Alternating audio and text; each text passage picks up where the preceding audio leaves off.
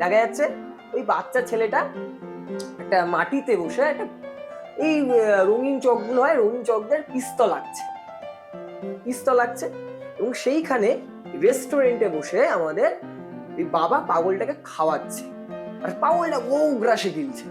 এবং সেখানে সিনটা, এটা ছোট্ট করে বলি যে সিনটা কি হচ্ছে। সিনটা হচ্ছে না, বাবা পাগলটাকে বোঝানোর চেষ্টা করছে যে আমাকে বলে কি লাভ, কি হবে, জাপানে চলে যাও। আর সেই সময় এসে আর পাগলটা শুনছে আর খাচ্ছে। কিন্তু এখানে একটা ইন্টারেস্টিং জিনিস হয়েছে, এখানে মিকেজি ফ্রেম রেটটাকে কমিয়ে দিয়েছে।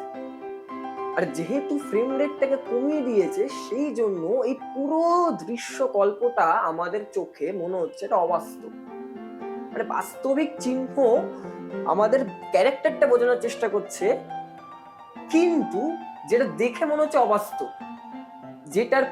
যেটার পরিপূরক হয় পরের সিনটা দেখতে পাচ্ছি যে রেস্টুরেন্ট থেকে বেরিয়ে এসেই আমাদের বাবা পাগলটাকে বেধড়ক কেলাচ্ছে।